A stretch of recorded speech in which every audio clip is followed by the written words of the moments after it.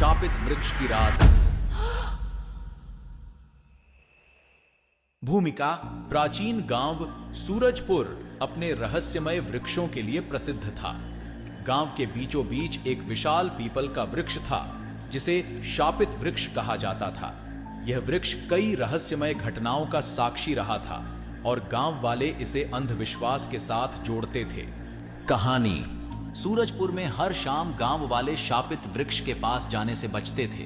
कहते थे कि सूर्यास्त के बाद वहां भूत प्रेत का वास होता है। इस वृक्ष के नीचे कई साल पहले एक निर्दोष औरत का कत्ल हुआ था। उसके आत्मा की चीत्कारें आज भी सुनाई देती हैं। आरंभ। राजू, एक युवा लड़का जो शहर में पढ़ाई करने के बाद अपने गांव लौटा था। उसने गांव वालों की कहानियों को मात्र अंधविश्वास समझा। उसकी आधुनिक शिक्षा और तर्कवादी सोच ने उसे इन बातों पर विश्वास नहीं करने दिया। एक दिन उसने गांव के दोस्तों के साथ शर्त लगाई कि वह रात को शापित वृक्ष के पास जाकर रहेगा। पहली रात। उस रात राजू और उसके दोस्त लाला, मोहन और विक्की पीपल के वृक्ष के पास पहुंचे। चारों ने एक छोटी सी टेंट बनाई और राजू ने वहां अकेले रहने की चुनौती स्वीकार की। बाकी 3 दोस्त थोड़ी दूरी पर एक खेत में रुके। राजू ने टॉर्च और मोबाइल साथ रखा ताकि डर का कोई मौका ना हो। अजीब घटनाएं। रात गहराते ही राजू ने अजीब अजीब आवाजें सुननी शुरू की।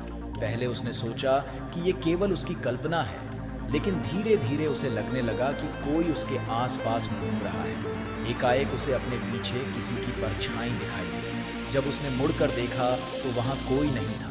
आत्मा का प्रकट होना। आधी रात को राजू की आंखों के सामने एक धुंधली आकृति उभरी। वह एक महिला की आत्मा थी जिसकी आंखों में प्रतिशोध और दर्द भरा हुआ था। राजू डर से कांपने लगा। वह आत्मा उसके पास आई और बोली, मुझे न्याय चाहिए, मेरा कातिल अभी भी जीवित है। रहस्योद्घाटन। राजू ने डरते हुए पूछा, तुम्हारा कातिल कौन है? आत्मा ने कहा, मेरा नाम शीतल था और मुझे इस वृक्ष के नीचे मार दिया गया था। मेरा कातिल तुम्हारे गांव का मुखिया है। वह मेरे पति से जलता था और मुझे अपने रास्ते से हटाना चाहता था। राजू ने विश्वास नहीं किया, लेकिन आत्मा की पीड़ा को देखकर वह कुछ सोचने पर मजबूर हो गया। सच की तलाश। अगले दिन राजू ने अपने दोस्तों को पूरी घटना बताई। पहले तो दोस्तों ने उसे मजाक समझा, लेकिन राजू की गंभीरता देखकर वे भी परेशान हो गए। राजू ने तय किया कि वह इस रहस्य को सुलझाएगा और शीतल की आत्मा को शांति देगा। उसने गांव के पुराने लोगों से बात की और पुराने दस्तावेजों की जांच की। धीरे धीरे उसे सच्चाई का पता चला। गांव के मुखिया ने अपने पापों को छिपाने के लिए शीतल की हत्या करवाई थी। न्याय की लड़ाई।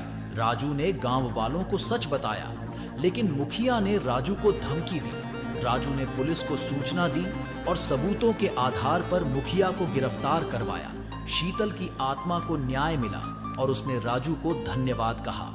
अंत। मुखिया की गिरफ्तारी के बाद गांव वालों को पता चला कि अंधविश्वास और सच्चाई में फर्क होता है। शापित वृक्ष अब शांति का प्रतीक बन गया था।